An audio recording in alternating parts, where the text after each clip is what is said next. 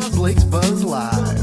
Hate less, read comics. It's Blake's Buzz Live. Buzz, buzz, babies. Hey, happy Wednesday! Happy new comic book day! Happy, I don't know, random stuff to be happy about. That's a bummer. Hopefully we'll find new things to be happy about as the show goes on. I got several things in this foil to be happy about. It's hot dogs. Spoiler alert, it's hot dogs. You knew. I got that to look forward to. Also got some really amazing, fun, awesome, talented people to talk to. But first, a word from our sponsor, which is me. I'm the sponsor. These are campaigns that I am working on. Check it out. Will Allred's crossover division, the next chapter of the Kickstarter favorite, literary infused multiversal saga, is returning to Kickstarter. This time, Hank and Hector find themselves face to face with Sherlock Holmes, but I guarantee you this won't be your normal romp along Baker Street. No. Sign up for the pre-launch page right now. Get notified the moment we go live. Plus, if you do, check this out.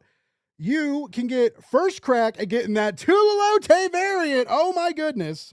Got a Tula Lote variant in the house. Amazing. You can save a few bucks on the early bird special. Also, we'll be dropping some heat in on the pre-launch page shortly. Gonna reveal some covers and some other fun stuff. I heard might be giving away issue 1 for free. So sign up, keep track of that. Next up, we got Ruination number 12 and Tales of Ruination number 2. The end of the epic second arc is coming to a close, and Salderia will never be the same. You can check out the pre-launch page, sign up, and I know what you're thinking, like, whoa, dude, 12 issues? Like, that's a lot. I don't know. Okay, I hear you. And check this out.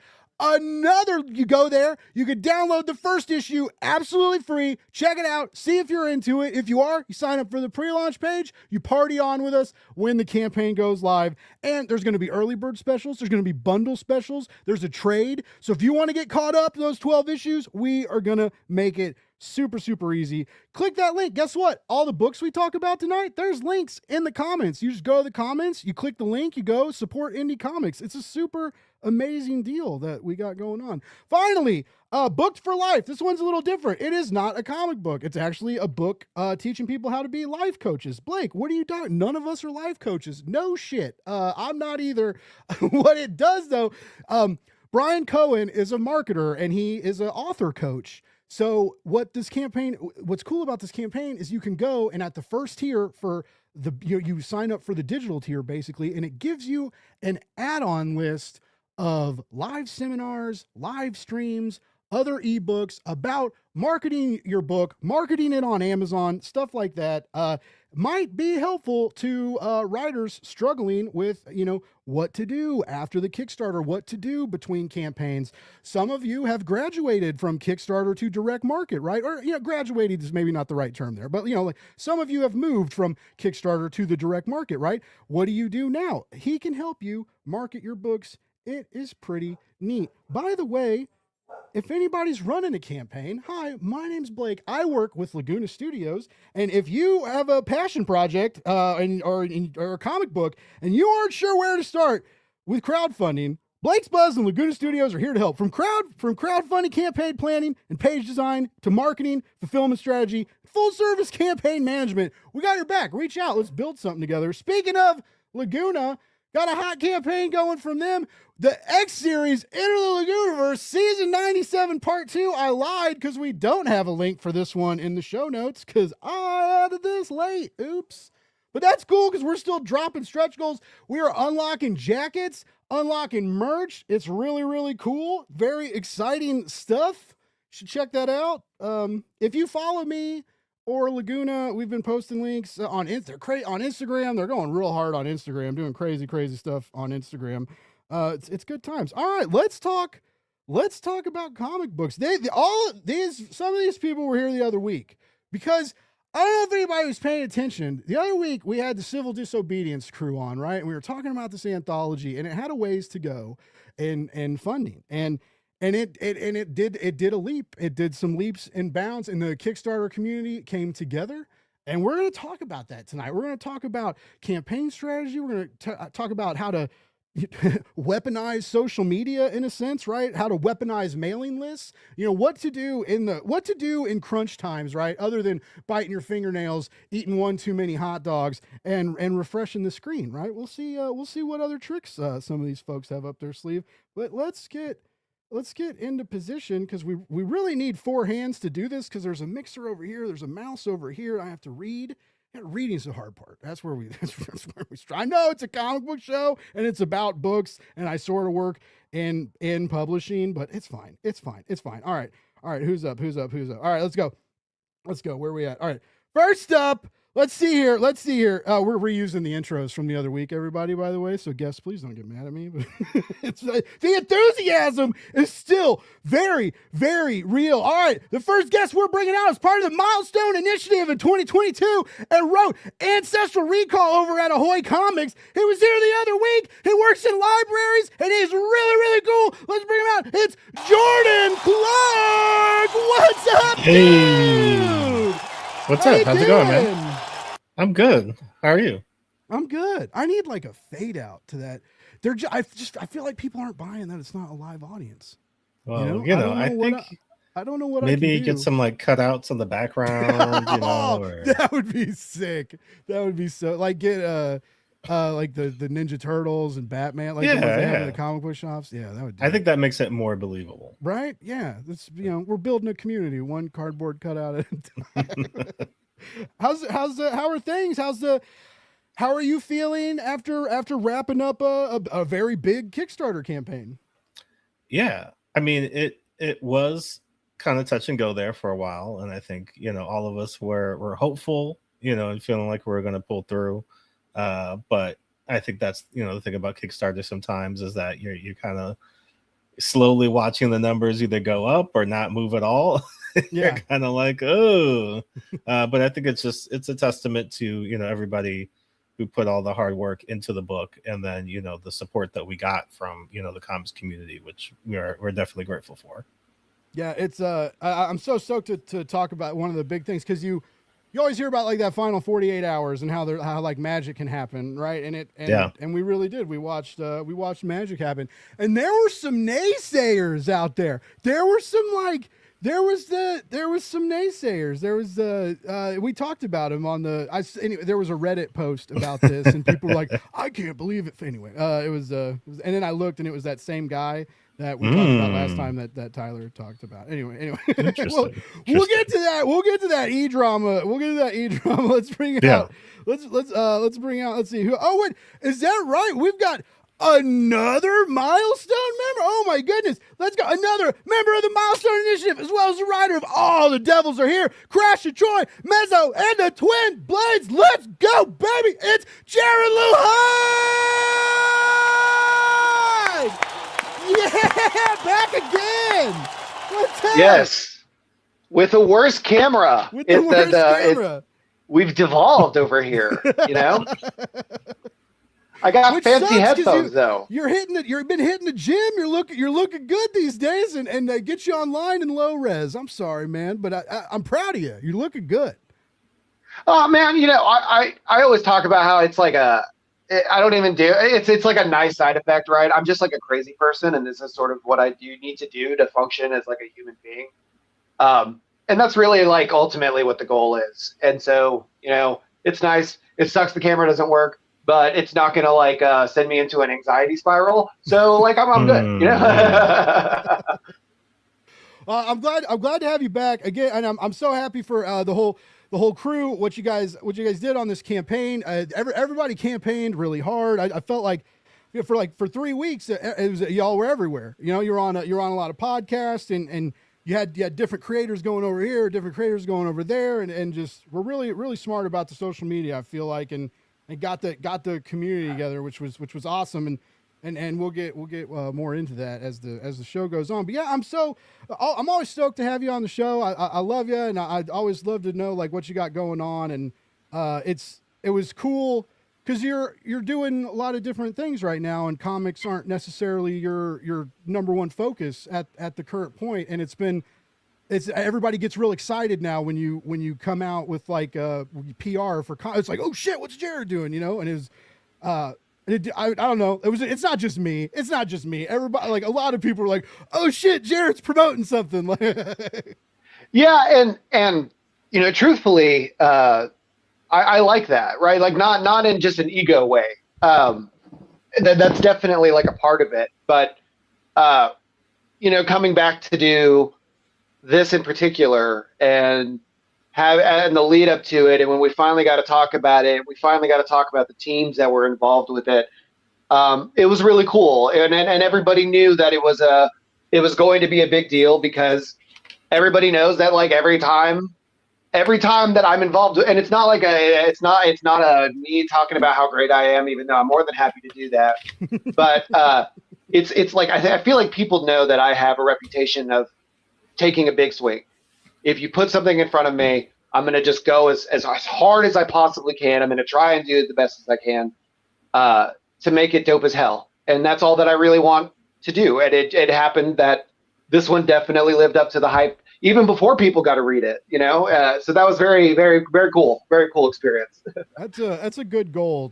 People should just do that. Like whatever I'm doing next, it's just got to be dope as hell. Like that should be, I like that. Speaking of dope as hell, I got another real fun dude to bring out. This next guest, and I said this last time, so I'm going to say it again. This next guest / real good friend is an amazing designer and illustrator over at Oni, and he also worked on and drew some amazing comic books like the Not Forgotten Anthology and All the Devils Are Here with Jared Lujan that we just brought out. He also wrote Batman that one time. What? Is that Matt Harding?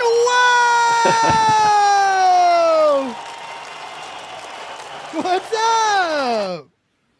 I added the Batman part. I liked it. That was my favorite part.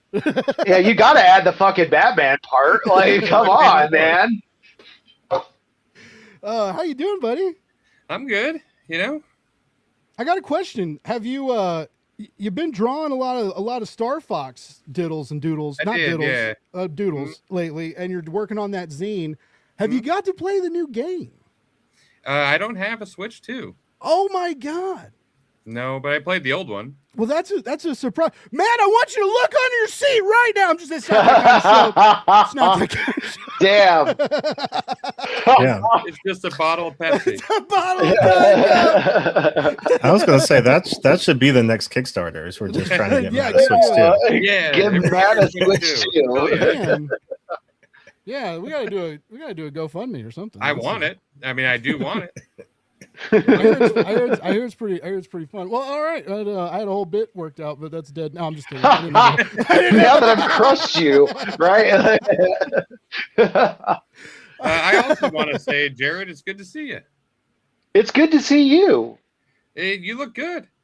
Thank you. Look at you. You've been putting some effort in. Yeah. So for everybody joining, as this comes up, right? I've lost like 70, 80 pounds in the last year. Wow. Yeah, it's been a pretty wild experience. So I don't like I'm sort of like intentionally more difficult to get a hold of these days. Like I try not to be on my phone as much. I try not to be on my socials much. I check my email whenever I want, which I know has probably pissed off Tyler a couple times in the process of this of this anthology. But it's just like I really want to just be super fucking relaxed with my creative stuff. But that's why this keeps coming up, and I'm sorry. Yeah, because you guys have worked together, and I mean, you guys are pretty. You haven't just you kind of like went beyond the we worked together, and you were like buds. You're buds now, right? Yeah, you're like that's my dog. Comic pals. Yeah. I'd take a bullet for this man. A bullet. Yeah. I would put a bullet in Matt for Matt. Yeah. I would kill your own worst enemy.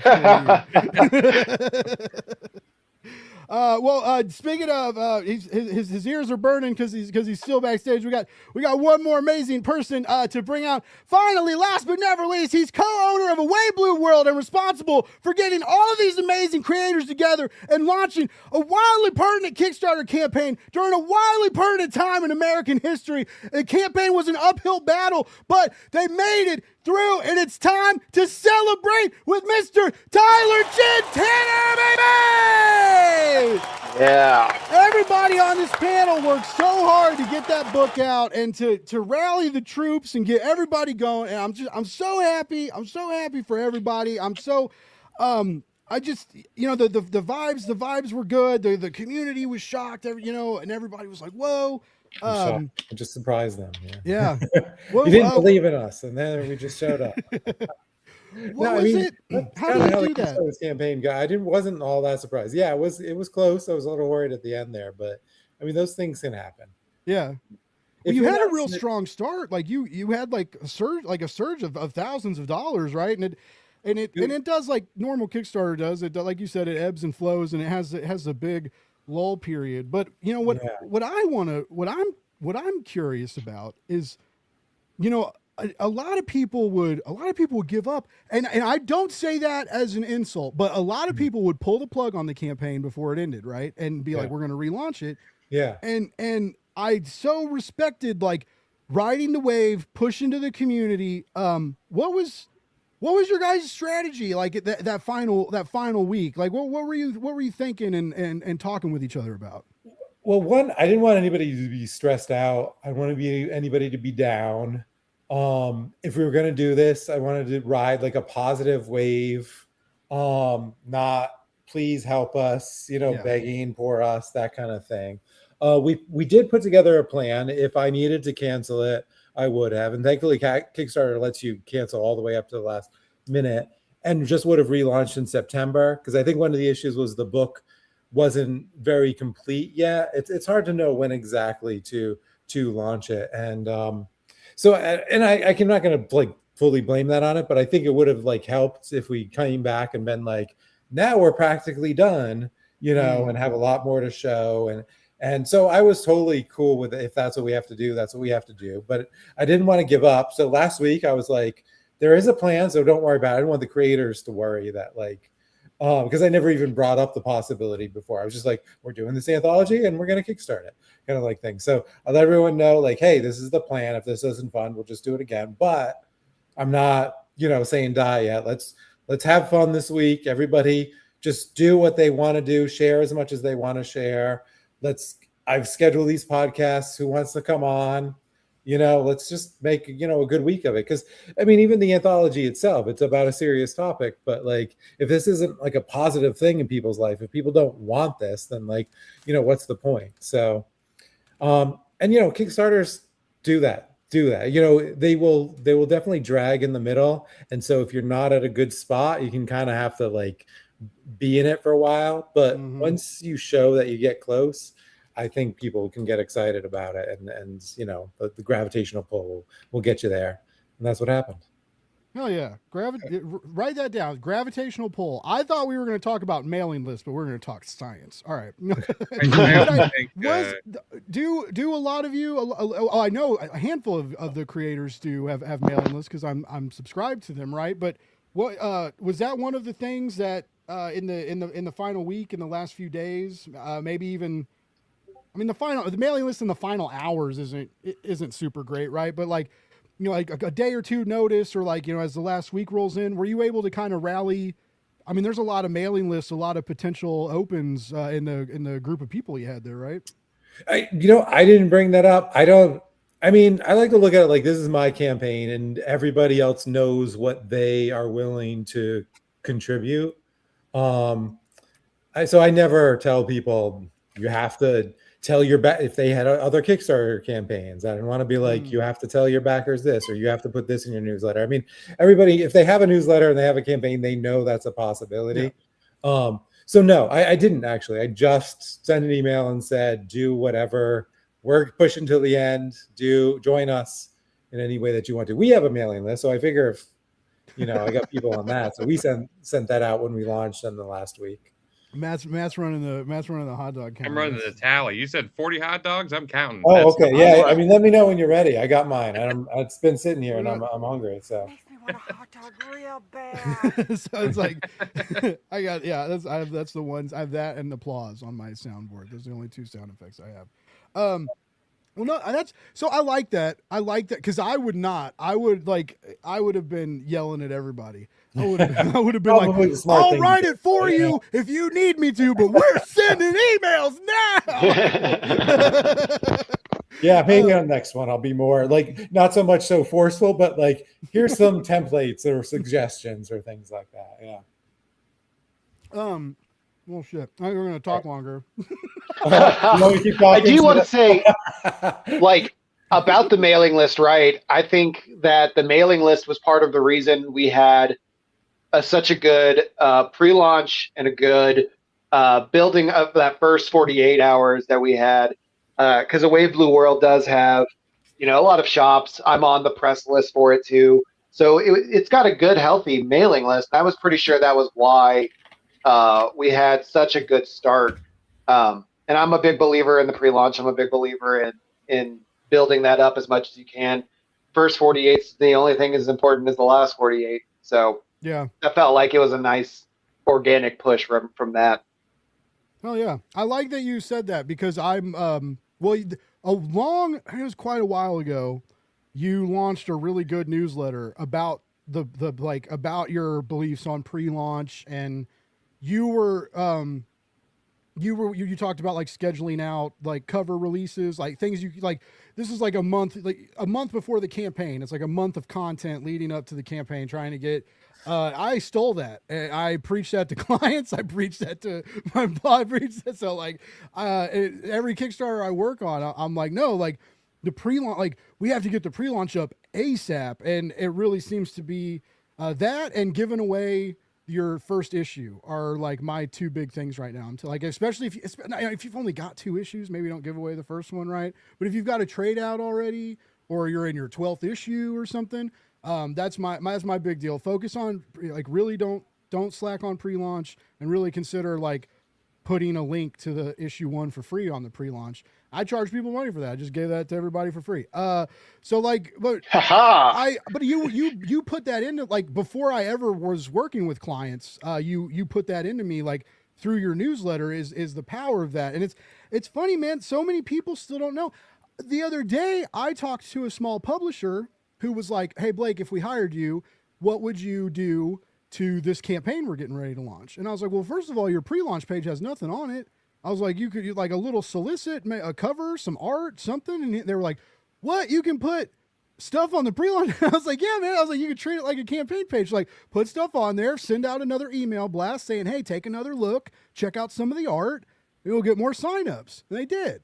And they didn't hire me after that. So that was nice. Anyway, we're not here to talk about that. Yeah, next time you gotta send an invoice. You gotta be like, Right, oh, I gotta start charging people for. First of all, that's great because I was about to say this jokingly that I gotta start charging people for phone calls. But the other day, someone told me that I needed to start doing that, and I was like, that's wild because that's just not.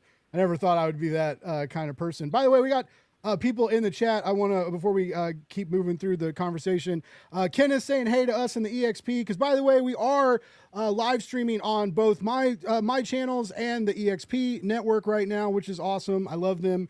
And we're streaming on Twitch and Instagram, and we're streaming all over the place. We're you can't not find us, so you might as well watch us. Lyle, what's up? Thank you so much for tuning in. Oh, it is David Hazan popping in the chat saying if it ain't some of the most handsome people and talented people, but you're right, David. Handsome does come first. I agree. And Mr. J. Michael Miller, who's a host, or not a host on the show. I'm the host on the show. He was a guest on the show the other day. I'm just all flustered. I'm getting my people confused. But yeah, thank you everybody for tuning in. I really appreciate you. What do you all think of? Because you've all been involved in crowdfunding, within different ways, right? In elements, and I don't know. You've all been involved in crowdfunding in different. Yep. Okay. I'm just gonna. Fuck. I'm having a stroke. I just had a stroke, I think. Say, let's take it in. Let's take it in and try this again. After being involved with crowdfunding over the years, there's a lot of ideas now. The faster campaigns, right? The 30-day campaign has now pretty much become a 3-week campaign. That's basically the new normal now. And so there's a sense of like we want to make the campaigns shorter and faster, but there is this pre-launch period, right? That can be 30 days. It can be 60 days. Like you can have your pre-launch page active for a long time and accumulate followers. What do you all think of that? Of still taking the time to kind of plant the seed right before the campaign launches, and juxtaposing that with like the campaigns are like faster, 3 weeks, 2 weeks, 18 days. It's like, what are we doing? Thoughts on any of that? So I'm gonna let Matt or Jordan speak because I've already spoken enough. But like just really quick, I didn't know that like the 3-week thing was like the new standard for Kickstarter because like I said, I've been outside of it for the most part. And so whenever the campaign launched, I guess I never even registered the days, like because I have access to the page and everything. So it launched, and I remember it was like 24 days, I think, right, Tyler? Mm-hmm. I just wanted to end it on 4th of July. Yeah. Okay.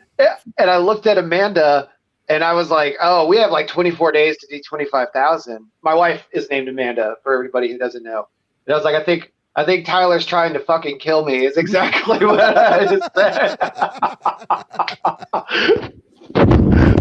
All right, and now I'll shut up. Matt, what would you, I mean?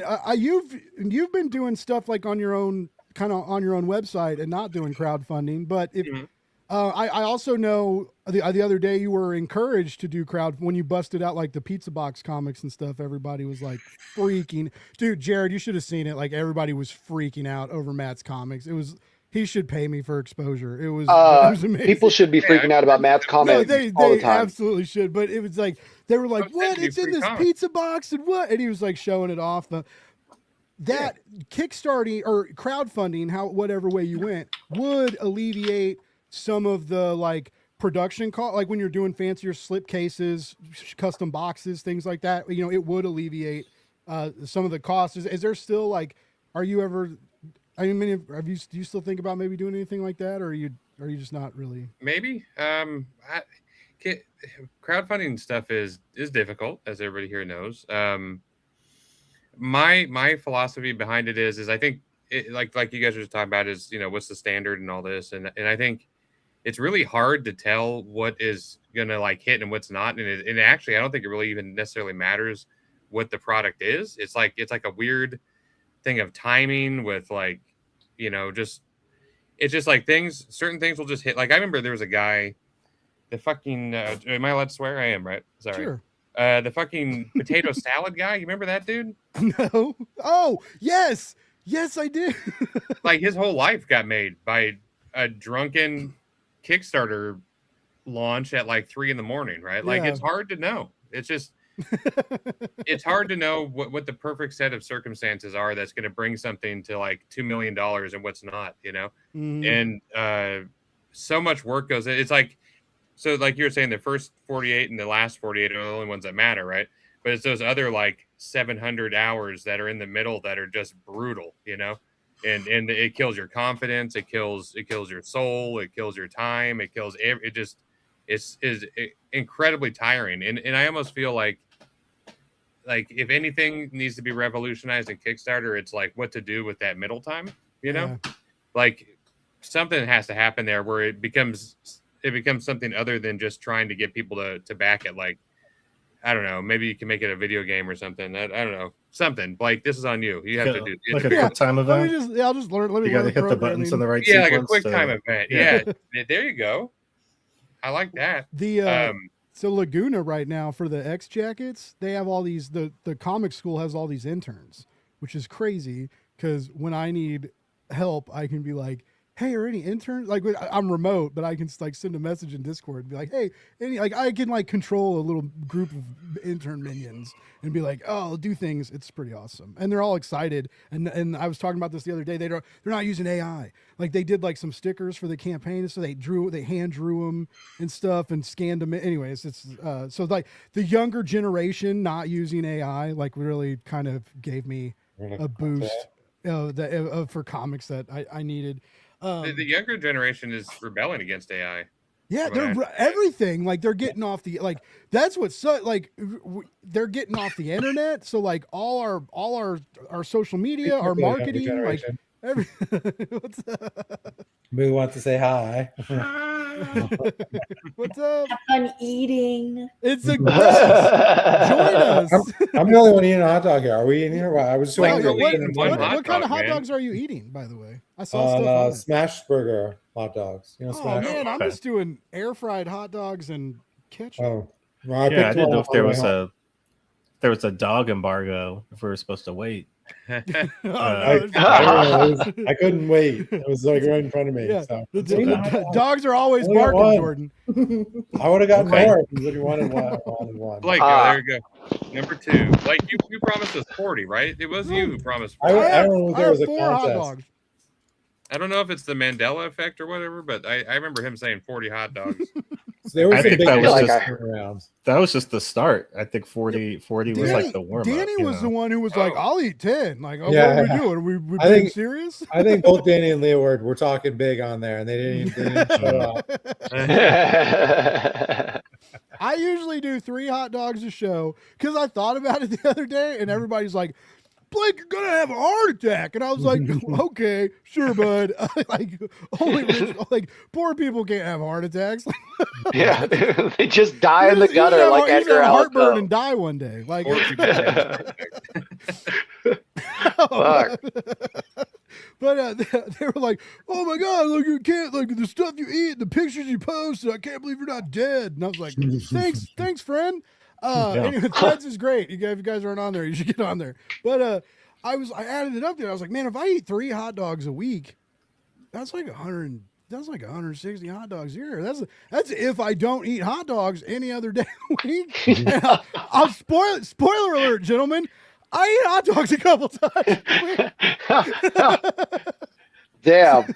So like if I had a hot dog counter, it would be embarrassing. Anyway, so yeah, last week I said I would eat 4. I thought about making 5. I was like, maybe we'll do 5, but no, I only came with 4. I'm sorry to let everybody chat. I'm sorry to let you down.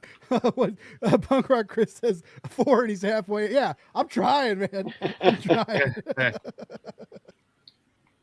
Wow. 8 hot dogs in a sitting would be pretty bad stuff too. I feel like that would have stomach repercussions. You know what I mean? Like, You know, but hold on, because your boy Joey Chestnut, Yeah, Joey Chestnut. What's he up he'd be to? crushing them.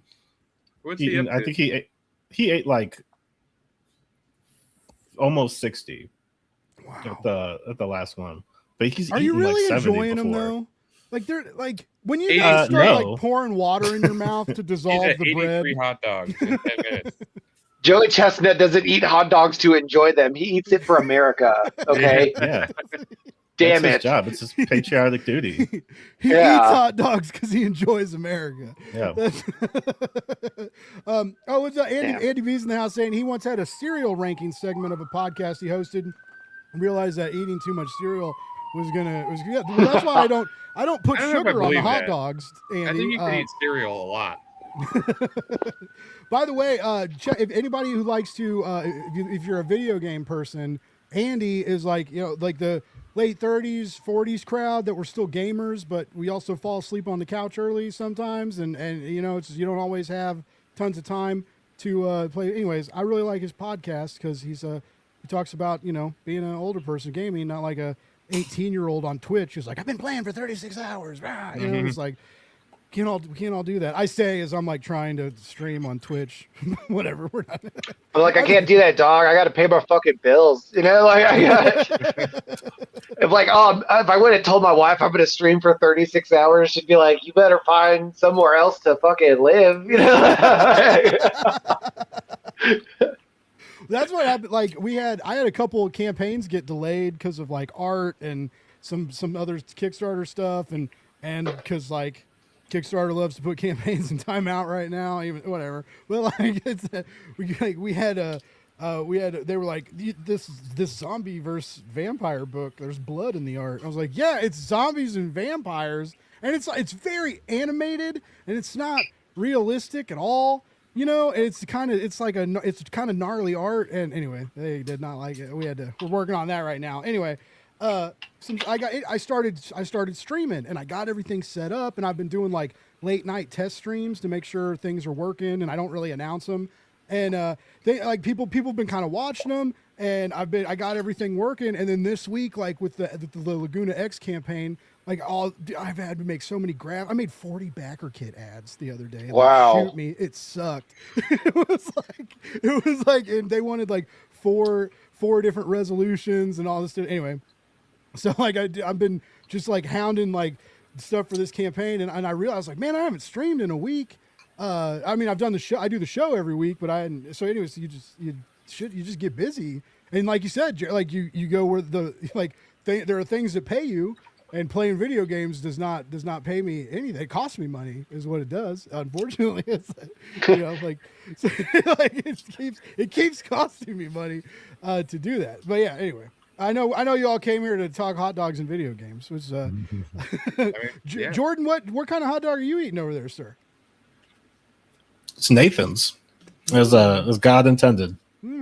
As God intended. Wait, Jordan, please tell me that's a water. Yes. Okay. What did you think? as I guess the former alcoholic in the room, I was like, bro, please don't tell me that's like a straight bottle of liquor. Like swigging vodka, yeah. I was like, I'm gonna call this motherfucker after this and be like, you gotta stop.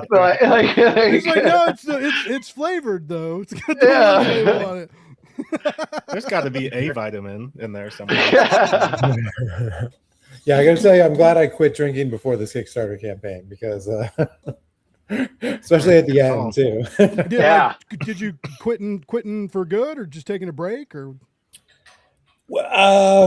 Yeah, I mean, for good in the sense that I'm not saying I would never ever like drink, but I've just sort of removed it from what I do, and it's just easier then because I don't have to worry about what the rule is, because I tried like the moderation thing, and yeah, it's more complicated. It's easier just to be like, I don't, but it's not like I don't know. Someday I might have a glass of wine or something, or we'll see. I don't know, whatever. Well, that's cool, but, man. Congratulations. And like the Kickstarter and the 4th of July was exactly like, yeah, I'm glad I just said no, because I probably would be pouring myself a few drinks after that. Yeah.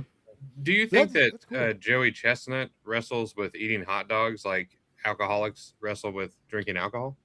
I don't. I have to imagine he can't eat them at any other time. You know what I mean? Like, it feels like I think Danny was like, you only have so many dogs in you. Yeah. So you can't waste those dogs. And one day on competition time. Yeah, you know what I mean? Like on stage, you can't. Each dog takes him to the great cosmic hot dog number. It's just ticking down. Does he do it? Like, is it a competition? He does it. It's an annual 4th of July competition. I have to imagine either the man has just done so well for himself that he just like, comes out of his cave once a year to like down 80 hot dogs and then hibernates until that's the American dream. Or he's doing other things. Maybe he's a trainer now. Maybe he's training the next generation of hot dogs. That'd be a crazy class, man. You go there just to eat hot dogs hella fast, like, and they train you. Jared, he's like Rocky. Sarah went to high school with Joey Chestnut. Yeah, Matt's famous, kind of.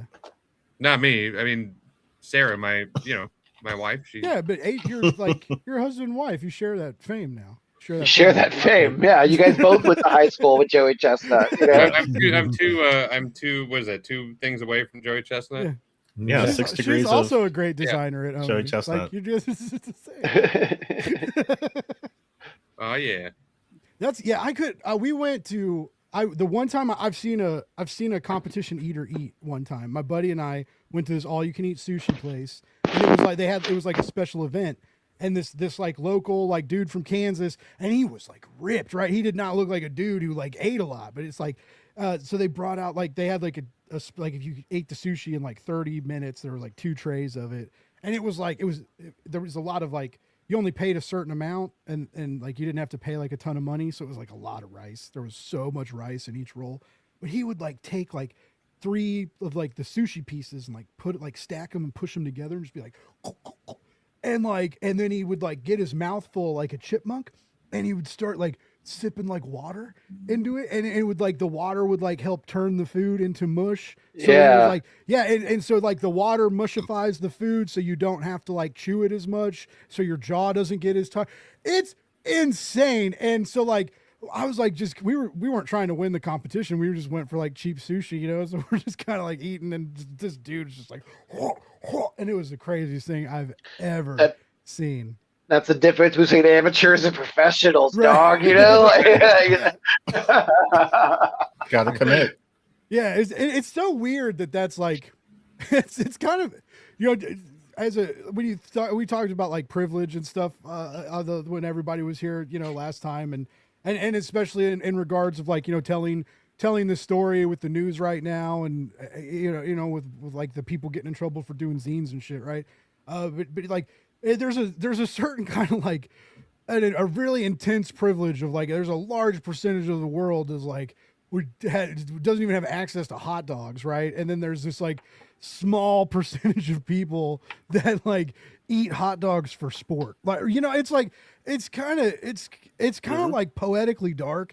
It's just weird, and it's, you know, it's even now, like we've seen, and I'm sure there's stories about it in your anthology about like governmental programs that have been taken away that help people eat, that, you know, that provide people with like didn't WIC get gutted like not long ago? I may be wrong about that. I apologize, but anyway, like I mean, it was on hold during the previous shutdown. That's right, because it wasn't getting funded. So yeah.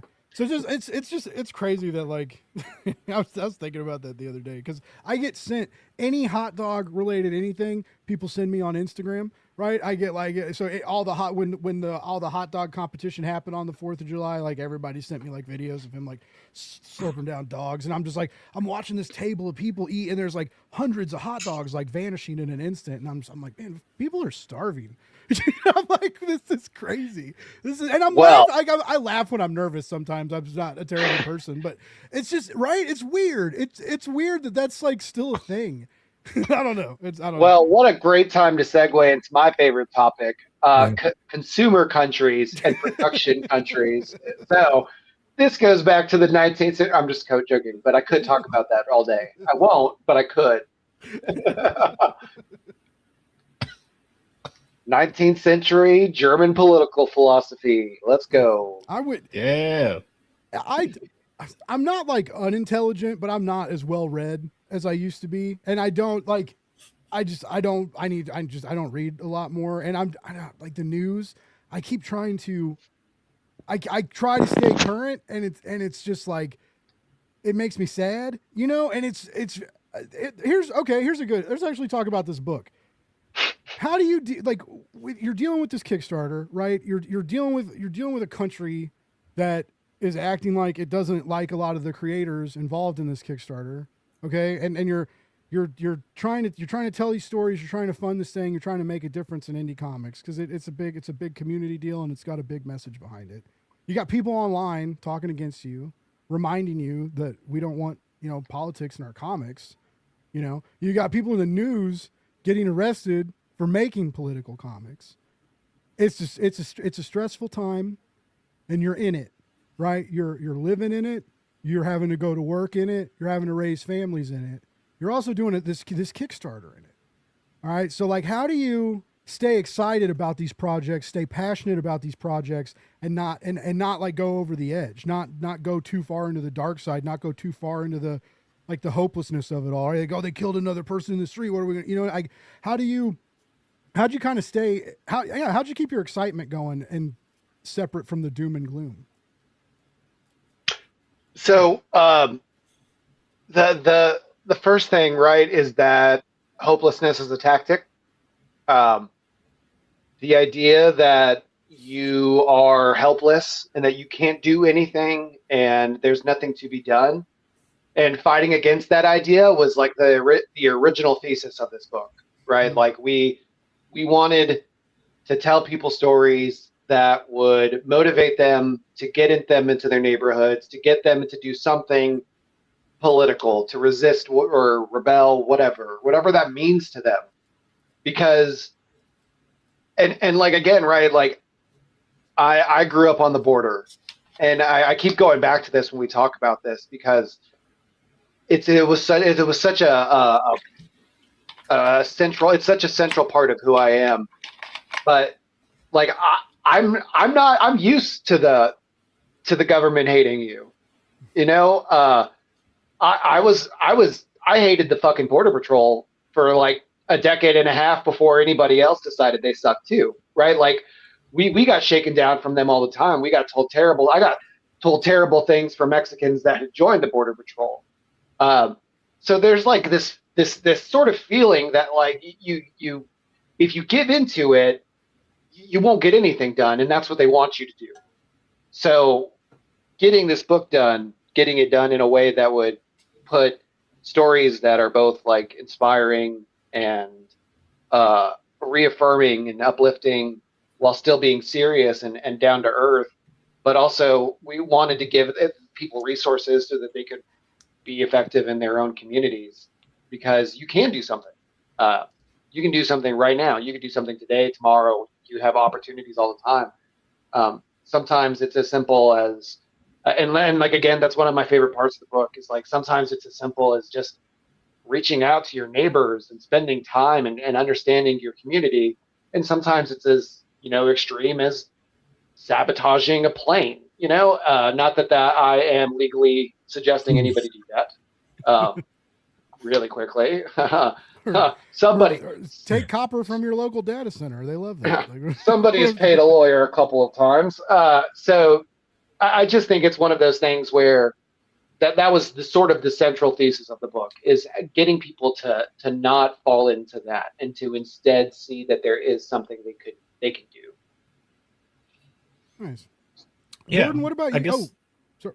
What was your question going to be? Well, I was because you have your career is a little different than some of the other guys, like, because you're working with youths, right? And there's like a positivity there and a hope, also but I heard some of my friends and my sister's friends, right, is just like, not everybody's having kids anymore, right? Like, and all of us were raised Catholic, so like they used to pump out kids. Like people, it was just, you got married and had kids. Like that was the thing. And there's a lot of deals of just like, I don't really want to be a parent right now. Like I don't know if I want to be a parent at all, but like in this right now, I don't know if I want to bring like kid. There's like a notion of this popping up, and there's a whole, like, they're talking about like, there's less kids are being born in America, right? Anyway, but like as someone who works with the youth. And also like having to, because you can't go to work and like tell the kids that we're all doomed, right? Like you have to keep yourself separate and you have to be like a light for them and like remind them that like, the library's still an awesome place. And even if you hear that books are scary on the news, you shouldn't believe them. Like how did you deal with like everything you had going on with work and life and the Kickstarter? Yeah, I think it's interesting just in a lot of the things that you just said. I mean, one, not to get on too much of a strange tangent, but it's interesting in terms of like people not wanting to have kids, and then you have people like Elon Musk who's like, we need to repopulate the planet with specific children that I say we need to have so that we can make a master race or whatever he thinks is going to happen. And then Peter Thiel is like, but also don't birth the Antichrist, so like, you a lot of weird billionaire thoughts on birth rates and things of that nature. But I think people are definitely feeling just the general strain. I mean, it's not even just like the doom and gloom of things, but also just like the practical elements of like, if you're saying that I can't get an abortion, if you're saying that you're not going to provide, like assistance and healthcare for my children, if you're not going to provide proper schooling for my children, and all of these things that, you would think a civilized country, would be able to figure out. There's a lot of talk about how we're going to serve children, or like the proper family unit, right? And then you turn around and there's nothing for the kids, right? Like you're not providing any assistance for the children. So it's kind of this backwards situation where like, have children, but like but just have them. Like once they're here, like, you know, that's not really our problem anymore. But like, but do continue to have them at a high rate. And I think, you know, for the kids, right? Like, I mean, it is difficult to say it because, you know, you don't want to put that kind of burden on them, but like kids are resilient, you know, like kids do figure it out and make their way through. You know, as adults, like we have to be there to be able to help them and assist them and kind of guide them through. But like, I mean, they're once they're here, they're going to be here, you know, and I think, you know, they, like you said, in terms of even just figuring their own things out, you know, like creating their own communities, creating their own cultures, creating their own way of being, like all the time when you hear people go on to you know, major news outlets and try to explain like 4chan and other things to people, and they're like, I don't know what the fuck you're talking about. Like what the kids are doing what on the internet?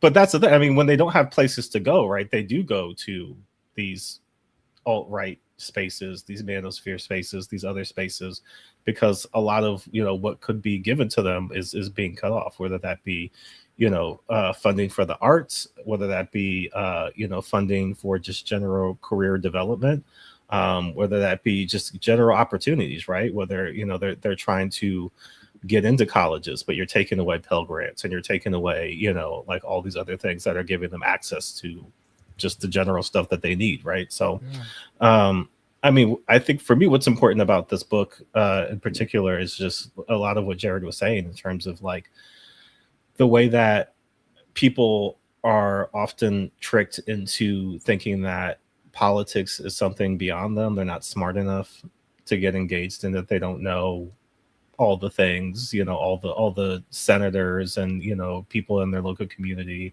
And it's like, you know, you can know those things, and it's great to be informed.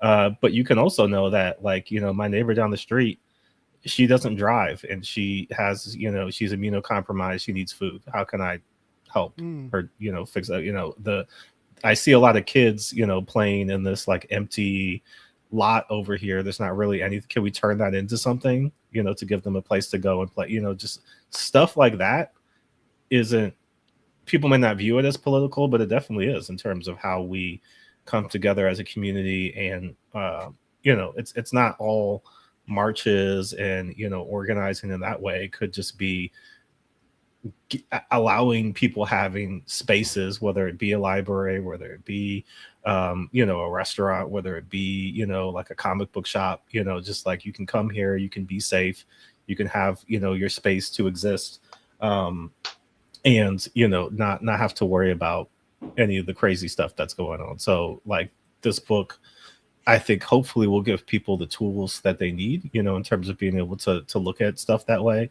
but also, you know, inspire them to take even, you know, just a really small step, you know, locally in their community to, hey, I'm free on Sundays. I'll go down to the soup kitchen and volunteer. Or, hey, I've got a lot of clothes that I don't need. You know, I know that they need stuff down at the shelter. I can take this down there today.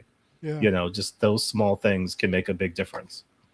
That is true. You forget how helping the community can really change the bigger picture.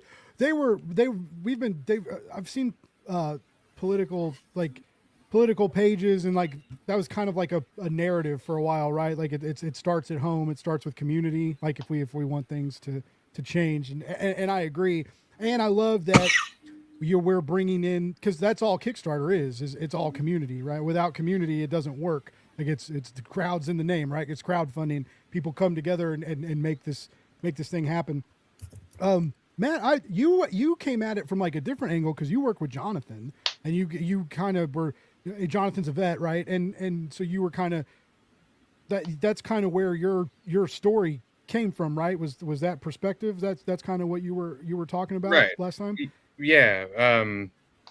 About you're not an Army veteran, right? And so no. Like what was that like working? Because was there like not pressure from Jonathan, right? But like a pressure to get it right. Like it was like like more weight on your artistry, the shoulders in a sense. To his editor was really on his ass the whole time. calling me at 3 in the morning. You know, it's crazy, dude. Sending me, you know, dead things in the mail and stuff. I don't. It was weird. No. There's been no. It hasn't been anything bad pressure wise. But like, you know, to jump up what Jordan was saying, one of the things that because I'm not a vet. My dad is though, and he was in the Air Force during like Vietnam and all that. And but he's like a Democrat, and you know, I talk to him all the time. He's like one of my best friends, and he's part of the American Legion, which is like, you know, old army people doing stuff, you know. And during all this, you know, like hopelessness that we're all pretty much seeing on a huge level, like I was asking him, like, you know, what does the American Legion think about this stuff? Like, they're all old military people. Are they, you know, they pro-Trump? Are you having trouble with that kind of stuff? And he talks about how they don't allow any politics in it. But what he's doing is he's trying not to see the big picture and trying to look at the little picture, just like Jordan's kind of talking about, right? Going out and helping people who need help, you know, donating stuff, going to like Safeways and like getting all their stuff that they throw out at night, which is kind of crazy if you guys don't know about that. But like Safeway has to get rid of everything, right? And they're not allowed to like sell it. So they just like, there's tons of food that just gets thrown away every single day. And so they go there and they collect it, and they go and help like needy families and stuff, you know, and how doing that on a smaller level is going to get us out of that. Because if everybody's doing that and helping out people who need the help to get through all these programs being destroyed and all the racism and everything that's going on, that's how we're going to do it, you know, until we outlive it. And I thought that's really interesting because, you know, one of the biggest issues that I've had is like, obviously the reason that like one of the main reasons Trump is able to do the stuff he does, right, is because he's got the military helping him out. Like they back his plays, you know, like they're doing what they say, you know, and if they don't, they get fired. And so the thing that I really liked about Jonathan's story is it's about, you know, a group of military people who decide they're not going to do that. You know, they're going to join the other side, you know, the protesters, our side, you know, and civil disobedience. And I think that that's a really important thing, because who knows, maybe there will be a military person who, you know, is kind of on the fence about things, but doesn't know what to do. And they read this story and they're like, you know what, you know, like I'm going to do this. And that gets 2 or 3 people to do it. And, you know, all of a sudden, you know, in that town, in that area that they're stationed, you know, there's a presence of military people who have decided that they're not going to, you know, do what is being forced upon them, you know? And just like kind of like what Jordan's talking about is, I think we're going to win this thing on a small level, you know, like helping your communities, you know, and doing it that way. And I think, you know, and since my dad told me that stuff, like I've been doing that here in my town, right? Because my town is actually like becoming like the data center capital of the country. And so we've been for various reasons, but so we've been going down to the city hall and you know, and joining all the people there that are basically just yelling at the city council members every single week, you know, for an hour and a half. And they basically just sit there and they don't say anything.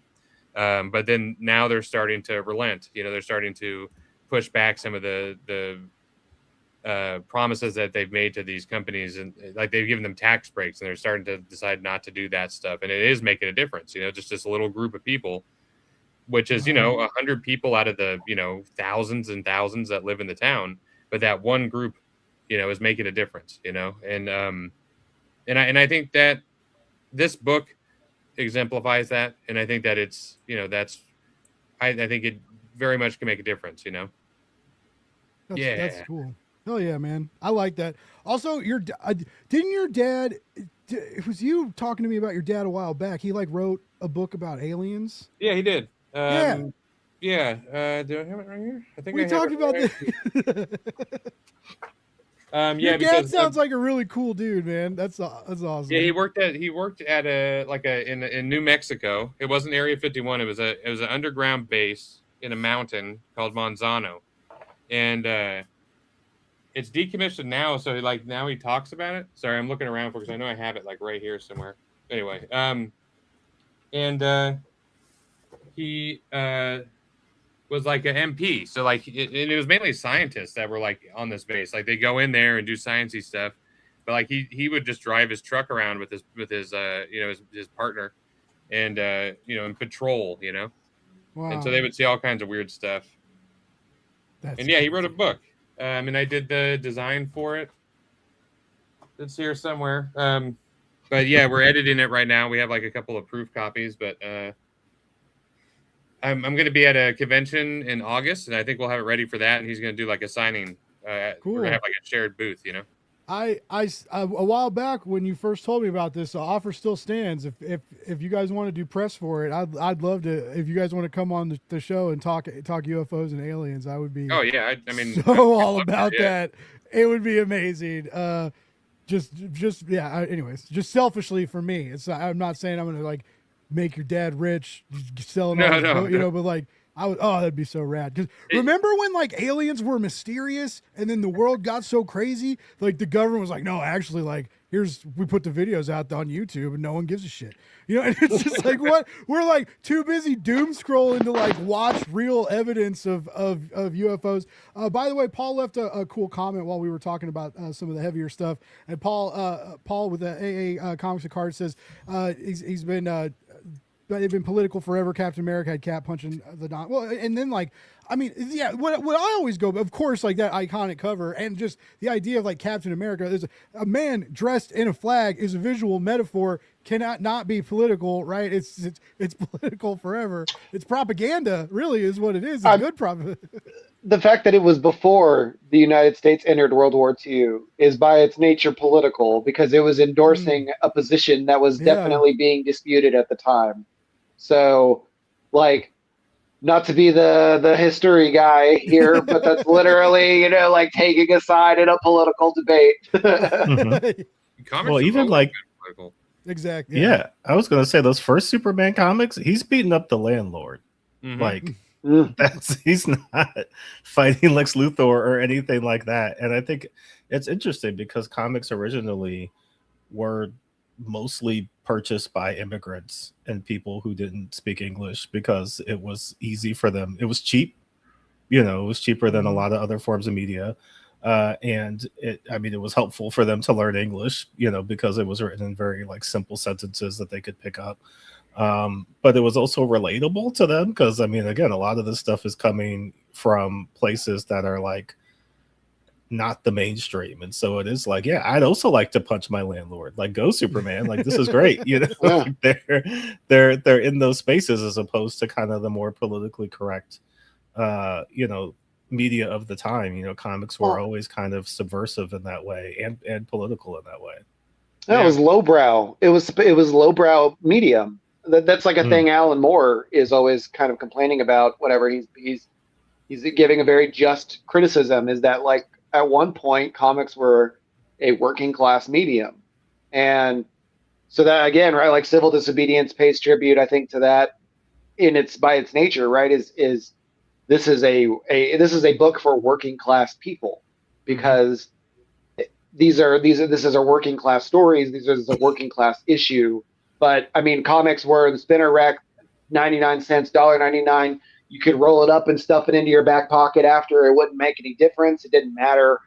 They were a lowbrow medium up until made by working people, dude. Yeah, made by immigrants and working people who lived in shitty apartments, smoking cigarettes and complaining to their wives about how they hated comics. And it's nothing's changed. Medium, Tyler, we've mentioned like community several times, and also like the community being built in Kickstarter and how narratives like these are important. Because it's like you're rallying to get this project together, but it's also people like rallying around a belief. Like I bet you that most of your all of them, I doubt there's like any like red hat backers, right? Or like very few. There's a good bet that there's like a more blue side like coming around this idea, rallying around the community, supporting projects like these. So you're doing that on Kickstarter. You also have a Wave Blue World, right? That has like a very like character focused, like who people are. Like your stories are very intimate in that sense, right? It's like who you are, how you feel, your identity. These are all like flourished in a lot of your titles. Like more so than like bigger indie creators give their characters sometimes. I'm not trying to be like negative, but it's just that's one of the things you focus on. I feel like a view of culture and identity and like getting like different aspects of different people. And now you're doing that like in a real space as well, like in a real open space. You're trying to bring artists together. You've got how are things going like in that field? You're doing a lot of things like simultaneously. So how how I would like to know more about the studio that you're opening and is open now, but also like how are you kind of are you kind of tying are you tying things together? Are you like unifying the structures in a sense where it's all, because I see the connective tissue, right? There's these, you're focusing on creators, you're focusing on real human made art from real humans, right? And these are stories with weight and agency, and now you have like a physical space to like bring people together. Like what kind of magic are you working behind the scenes? I'm like excited. Maybe we're still trying to figure out the magic, bring it all together. But yeah, no, the new art store space is great because it's one of the things that we've talked about. This is having the third space, having the community space for people to come together. People are a little shocked because there's a big space and I didn't want to fill it all up with like products and stuff. So I put some tables out. I made a little bar. And people can kind of just come in and sit down and doodle. There are people that do that, or just they either have a project they're working on, or they just come in and draw. I just want people to be creative. That's what I say. They get a little shocked. Like, do you have to have like a membership? I'm like, no. I mean, we're gonna do some events and workshops, but I'm here. I'm doing my work. Like you said, I'm doing Wave of the World. I'm putting together this anthology. Sending out the emails. I just, I actually appreciate having a workspace and a more, structured schedule and place. But now I just open it up and I don't know the long-term plan. I'm still trying to see how the connective tissues is coming. I've been putting together a shipping center with all my different size boxes and the tape so that next time I'm on, I can just go all the time during the show. So we're going to have shipping. We're going to have some printing resources. Actually, I bought Matt Harding's printer that you suggested on one of the shows that I saw. I was like, ooh, I need to get one of those. Bought one. Welcome, brother. Yeah, What do you think of it? Yeah, so far, so good. I mean, I needed like a good oversized, printer. It's got just the regular size scanner. So I got to get myself an oversized scanner too. But in terms of the one downside is the scanner size, but yeah. Yeah. But no, and I love having the cartridges instead of the cartridges, just the ink that you can pour in, ink cartridges. So far, so good. But yeah, no, just trying to put together something that helps, creatives just in general, whether they're just, to be creative or to put a project together. People come in and talk to me about things all the time. It's one of those things where you learn that like, the idea is the easy part. Like people will come in, I have this idea. I'm like, okay, cool. You can go do it all if you want. But like, if you don't have anything more than an idea, I can't really help you out. Like I can't be like, I have an idea, so you're going to make a book of it now, right? I'm like, no, I'm not going to do that. But should you, do step A, B, C, D, all the way down the line, there will be some resources here.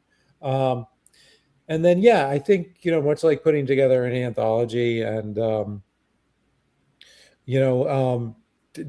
doing the campaign and shipping it out, I think that people can use the space if they want to, maybe come together, whether just bringing like groups together to work on a project, or once the book is out, doing like an assembly line to ship books out. We'll see. Like, I'm still working, like you said, like those webs of having it all come together. I know at some point it'll all coalesce. I mean, right now you've got the pieces. I'm just having fun being comics dude all day. As my kids call me.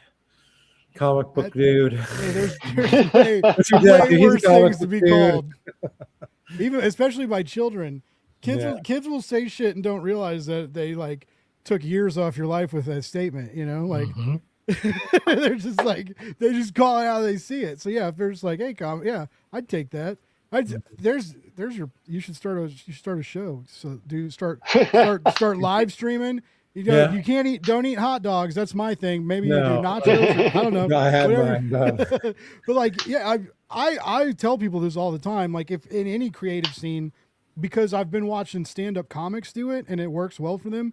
Every good stand-up comic and even the not great ones, they all have podcasts, right? And all they do is have each other on their podcasts, right? And like every now and then, like your real famous buddy it'll be your turn to have him on or her on, right? And but it works, and all they do, they're funny because they're comedians, right? And so like people are watching it to laugh, and they talk about the industry, and they promote their new shows, and they promote like their new tours and upcoming dates, and remind you where to get tickets. That's all these podcasts are, is like they talk about the industry and their vehicles for how to get their stuff. And I'm like, comic book people everybody needs to start doing this, right? You don't have to be a not comic book person. If you're an artist or if you're like the owner of a publisher, I'd really think about it. You have a lot more stuff to talk about than normal people, you know? But it's a way to organically talk about the industry, talk about what you're doing in the industry, talk about what you're doing to make the industry better, right? And other people get to be a part of that conversation too. And then you organically remind people, hey, by the way, you go to this website, you buy our books. Hey, you stop by our location, do X, Y, and Z here. And it really works. It's aggravating, right? Because there's editing, you gotta learn how to do shit. Maybe you have to spend a couple bucks on you don't have to go crazy on equipment, but a couple things. But I encourage, like, another thing I tell my clients is that's one of the deals. Like, what kind of content are you putting on the internet? I'm like, I don't do content. I'm 50. Well, guess what, sir? You know, like that's what we're going to talk about, because I turned 41 in 3 months, right? I'm old, like, and I'm still getting weird on the internet, like, you know, and it's because we kind of got to. Like, even with the kids getting off the internet, we need to be on the internet still, but it's a way to like be on the internet, but not necessarily be on social media, right? If you have your own show and you have your own mailing list, you are communicating with your own audience, and you don't necessarily have to be like on threads, doom scrolling, dealing with troll. That's what aggravates people usually is the comments and the nastiness, or you really like this book and someone said something about it, and it pisses us off, like it does, especially when they're wrong. You know? But yeah, that's something I really encourage. And you have a strong opportunity there because you have like a cool physical space. Like you could get like 2 cool chairs and like set up and like do like a real like a fancy famous person podcast where they like sit next to each other and the camera moves around and shit, you know, like you have that's something I would think about. Not that you have enough shit to do, you know, just would do some right. Yeah. I mean, I could tune in for it or maybe like host it. I need somebody to like run it or whatever, you know, do the behind the scenes thing. I don't think I could possibly take that on. Yeah, maybe. I don't know. Maybe I'll talk to like Kyle and Jen over at the Experience. Yeah. Like, hey, you need a new show? Tune in from the art store. I'm sure I know for a fact they would love it. Speaking of new shows on the EXP, I thought that was who this Paul was, but I wasn't sure. Oh yeah. Paul and Tommy. From Aggressive Positivity. Yeah, that's Tuesday nights, 9 Eastern, 10 Central. Oh yeah, super thanks out to Paul and Tommy for having me on during that last week.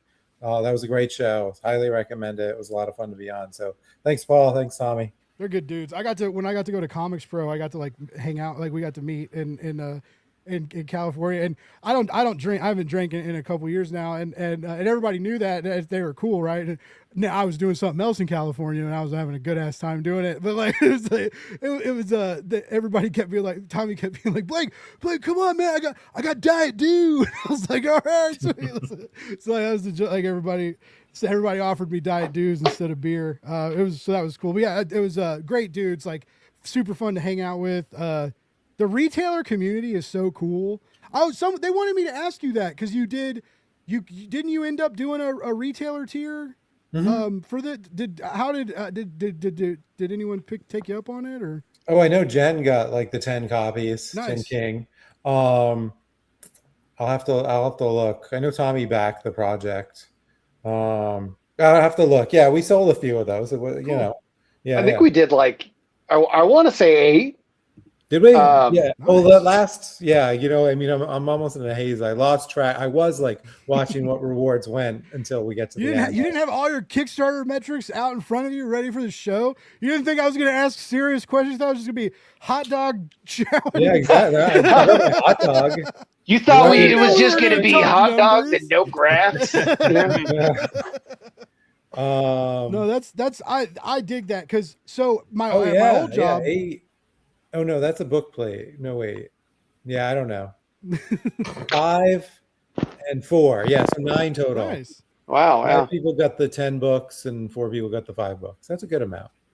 For a retailer amount, that is a solid amount. At my old job, because I used to do the Prana, the podcast and live stream there, and we would talk about Kickstarter every now and then, and some of the retailers would mention like they would like a couple of the retailers was like they were like I understand, but sometimes it's a bummer when you're a retailer, you hear about this cool comic on Kickstarter, you go there to check it out, you know, and there's no retailer tier. And the guy was like, you know, sometimes I'm like, okay, well maybe, you know, and I think it's a lot of creators are like, they don't want my book in their in a shop, and you're wrong.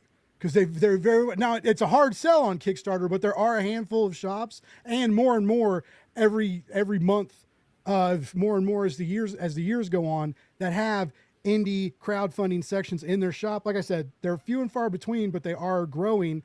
And it's just if no one backs it, no one backs it. If one person backs it, your book's in a shop somewhere, which is still pretty freaking cool. And you know, like it's just you put it. It's a thing you can put on your pledges. That it's going to take you a couple extra minutes to make a 3x2 graphic and a pledge graphic, and but the results and the relationships you may build because of that, I really encourage people to do that. Like the retailer tier is something smart. So I thought that was cool when I heard. I was talking to Kyle. What we were talking about. I sent Kyle the first thumbnail I made of this. The little toothpick flag was on fire. and then my buddy was like, that's kind of messed up, dude. And I was like, it's not a flag, it's a toothpick. Like, it's not a real flag. And they were like, that's not the same. And I was like, okay, all right. I was like, I listened. And so I showed it. I was like, Kyle, is this messed up? And he was like, yeah, can we not do that? It would have been funny, but yeah, I get it. So anyway, but yeah, it's I think it's awesome. And I'm glad they did that. And it's the EXP, if, you know, you guys did a couple shows here. All these retailers are connected. So like I said, sometimes it may surprise you. How many, they got 5, they get 5 books with each retailer tier? There was a 5 book tier and a 10 book tier. And we Okay. actually got 5 backers for the 10 and then 4 backers for the 5. So that's 90 additional copies that are going to be out in the direct market that people can pick up that missed the campaign, that missed the late pledge, that's going to be on a shelf. You know, 90, especially in a Kickstarter campaign, 90, that's a lot of books, right? So, I mean, you never know. Like, really, everybody out there watching this, like, really consider doing it doesn't cost you much if no one backs it. If a handful of people do, it doesn't cost you much either. And like I said, I think the rewards are pretty substantial. Like, I think they speak for themselves. But what do I know? I just work here. That's fine. I know I've kept you. We've gone over the hour, and it was again such a great time to talk to you. Conversation's been all over the place, but I do want to remind people that tonight was a celebration. We were also here to remind people that you can still, late pledges are still available, right, Tyler? How long are those running? I'll probably do it through the end of July. Okay. So you can still get to the campaign. It's just like back in the campaign. You go to Kickstarter, it'll basically, I think it's got a new late pledge button or whatever, but same deal. You click it back, you can still get add-ons, get all the same stuff, just like it was, but it just after the fact now. So yeah, if you missed the campaign, that link is in the show notes. I double checked that. So you can scroll down, look at the comments, check it, follow any of these amazing people. They've been talking about it, sharing links about it. So if you missed the campaign, still got a chance to get this amazing anthology and support this a really amazing indie comic and crowdfunding community that we've been talking about tonight. That's both flourishing and helpful, and the vibes are good, right? I kind of started going there again because I'm like, I try to not be doom and gloom, but it gets hard, right? And it's just, like some days just kick you in the guts, and it's and usually when they kick you in the guts, they kick you a few times. It doesn't just, it's not like one little mishap, but so I try not to get doom and gloom, but conversations like this remind me that like there's good people out there in the industry working hard, building community, telling great stories, and it's nice to be reminded that good stuff is still going on in comics. So I appreciate you guys for that. As we did the last time, I'm going to go around. I want everybody to remind us where to follow you, support you, anything you got going on. Matt, let's start with you, good sir. You can find me at Matt Harding Art anywhere, really. My website is www.matthardingart.com. And then whatever, social media or whatnot. I wanted to show you that I did find the book I did with my dad, or I'm working on. Manzano base, see? You did the cover? And then I like the colors. Oh, thank you. Yeah. These are all his notes, see?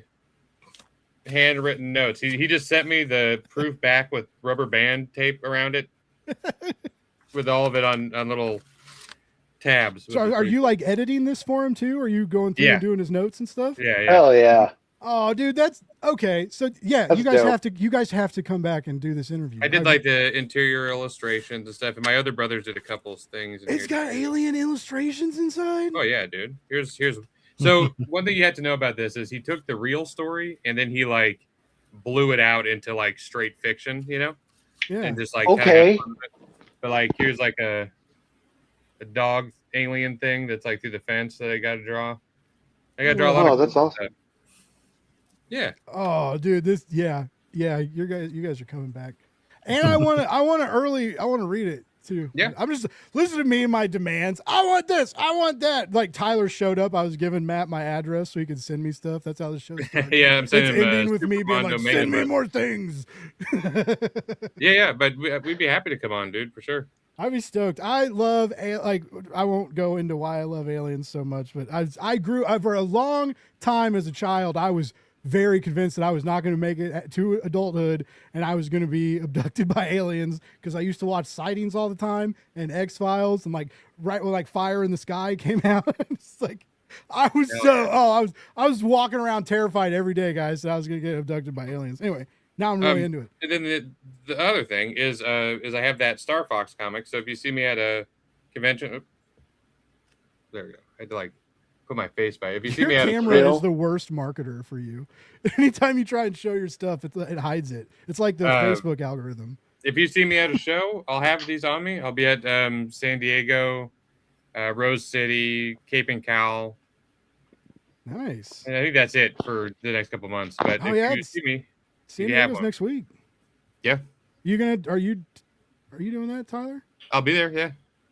Are you asking me? No. Yeah. I gotta make it out sometime, but not this year. You want to hear something kind of horrifying? Is that they just put a news story out saying that diarrhea parasite just showed up in San Diego. Yeah. Yeah. Someone sent me a meme that was like it had a dude with a freaking hot dog, and it was like, I don't know if I have the disease or not, and I was like, I did not need to be called out like this. I was like, that is a personal attack, and I'm not here for it. Anyway. But can you imagine how bad it would be to like get the first symptoms of that while you're stuck in the middle of San Diego? Oh my, and not have access to the bathroom you need. And... I mean, you're gonna explode, or it's just everywhere, right? Mm-hmm. Between con crud and that, it's not a good time. And con mud. I got all my boosters yesterday, so I got I think I'm gonna be okay. But I'm gonna be wearing latex gloves and masks and stuff. I'm not getting that parasite. That vitamin C stuff. They make one for kids. It's like Pop Rocks, But you don't have to like mix it with water. You can just down it like right out of the. I took those to California with me, like before and after the plane, and before and after like the event days and stuff, and like. Oh yeah, it was like that stuff works pretty good. I think, dude. That's cool. There's these little tablets you get, the little vitamin C, like they're like cough drop kind of things, but they taste really good. Dude, I'll eat an entire bag of those before going to, like, my goal is I want my white blood cells to be like all Macho Man Randy Savage's, like when I want a germ to die before it even gets close. You know what I'm saying? Like, yeah. It has No to scurvy get from like, that. your vitamin C AT field. I want my immune system to be outside of my body, defending me. You know? Yeah. Someone sneezes at me and then they get hit by it. Yeah. Ricochets, dude. Oh shit, that's awesome. Jordan, what about you, sir? Where's the best place to keep track of you?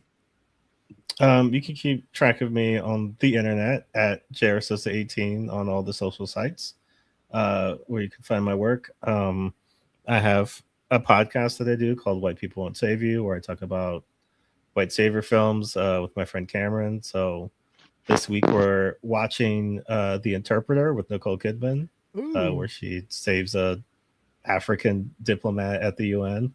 We've got some other crazy movies coming up, so you can check that out wherever you get your podcasts. I have 2 stories coming out from EC Comics and their Catacombs of Torment series, so 14 and 15. Hey, Nice. Hey.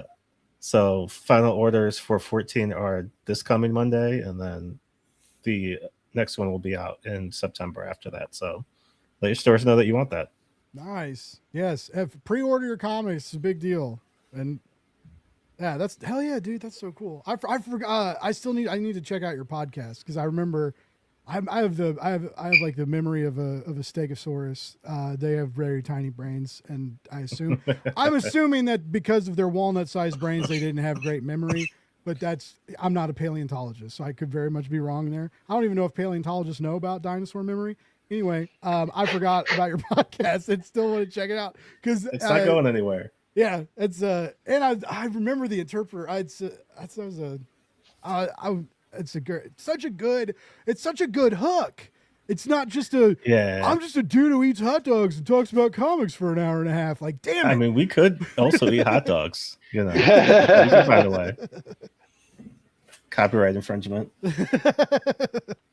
Well, yes, but those EC comics are incredible. Those new ones that they're putting out. So like to be a part of that, I'm sure is a tasty treat absolutely. In the comic book world. So yeah, pre-order those comics. Check that out. That is awesome. Jared, are you still doing your mailing list? Where do we? No.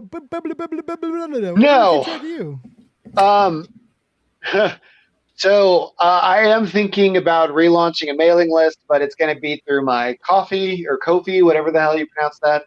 Because I kind of like am getting into this thing where I want people to give me money before they have to interact with me. I've had enough of like the online free, give me your opinions about stuff that I don't really give a shit about.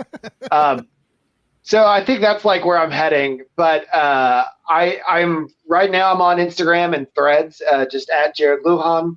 I'm only on social medias again till the end of this month, and then I'm taking another break. I only got back on them so that I could promote the book, and I want like 2 months before the book is like going to come out before I have to care about internet again. But yeah, you could go to my Instagram and see. It's pretty much me sharing stupid videos of people getting hurt, and every now and then I post a picture of me after a workout, but that's about it. You know, I don't really do much else. Oh yeah. Well, I'm glad that, like I said, it's always exciting because I know you take those breaks from social media, which I think like I'm so jealous of.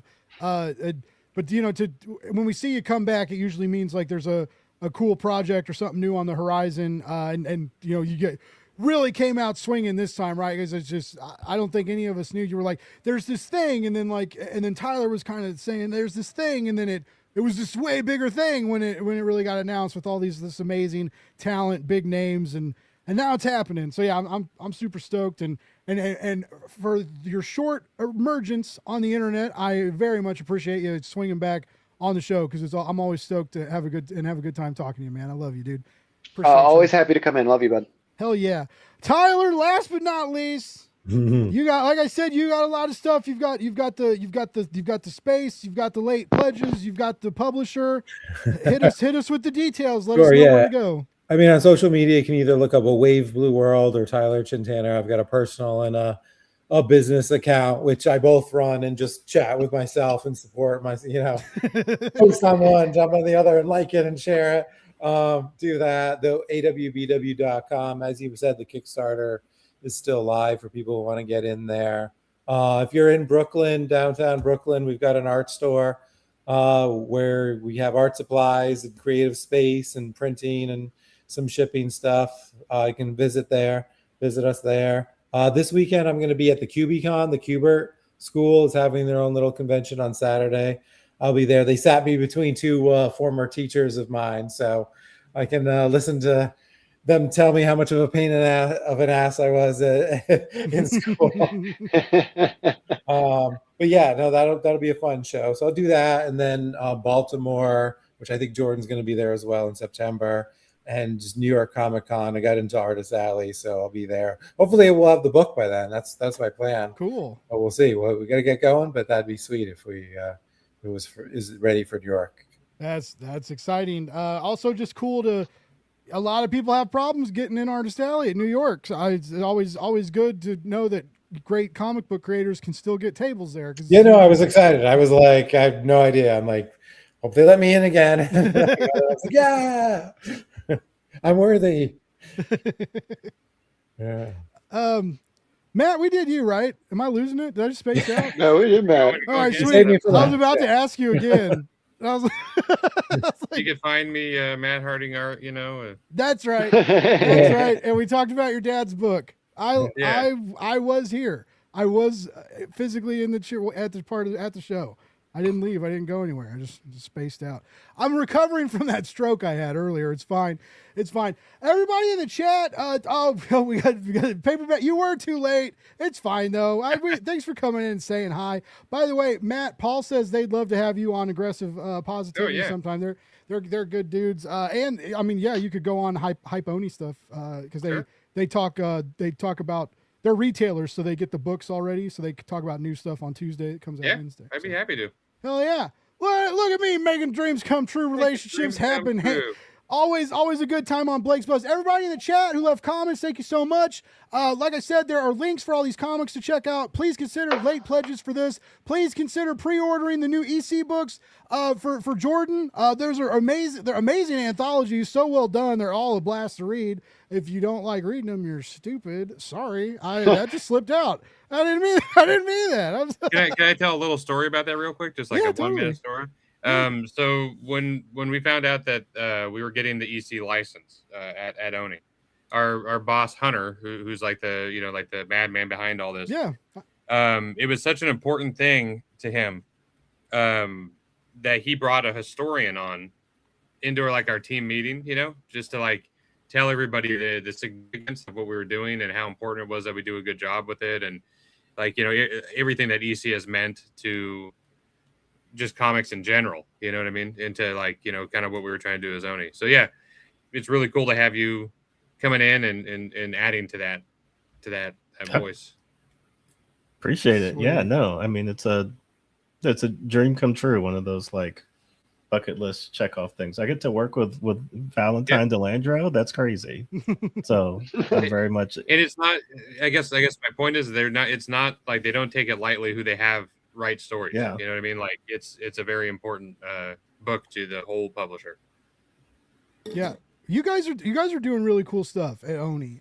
You were got the ball rolling on some stuff, and then you came out with this hot, sexy new logo, and you've just been in the kitchen cooking. You just came out with this sexy logo, and it's sexy time at Oni. You guys can pull quote me that, put it on any trade you want. It's sexy time at Oni, quote unquote. Blake Morgan from Blake's Buzz. Are you on the press list and everything with him? I thought he said, Blake, are you depressed? No, I'm not. Blake, I think so. Blake.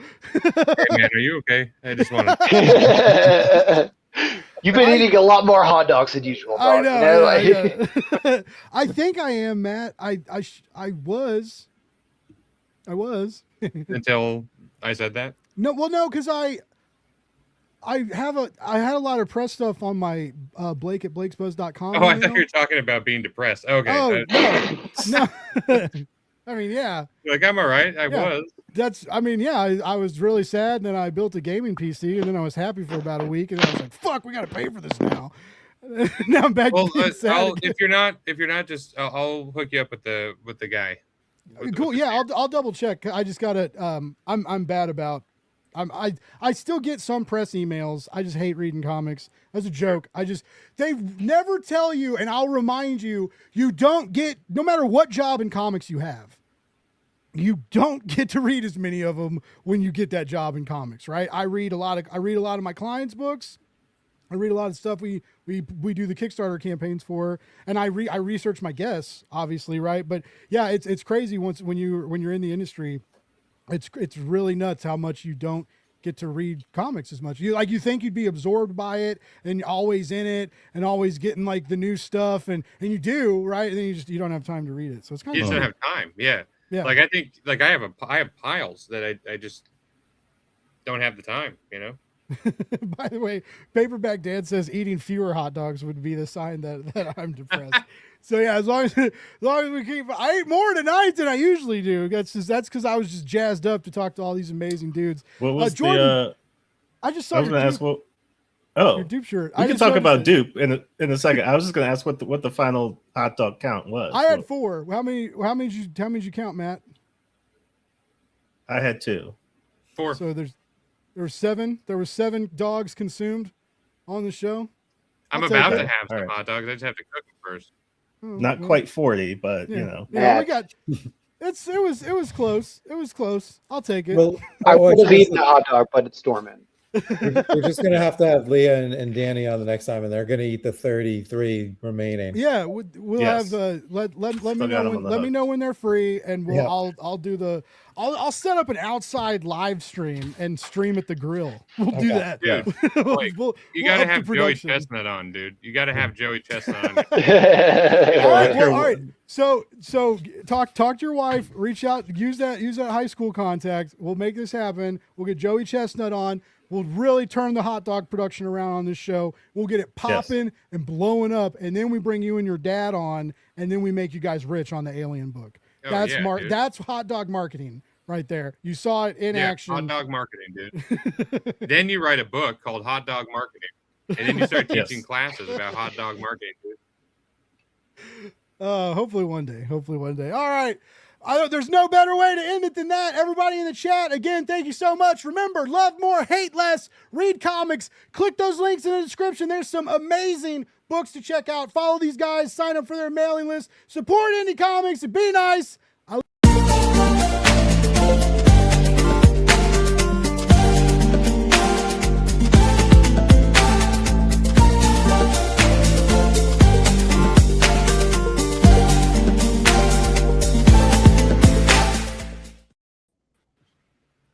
All right, guys, we did it again.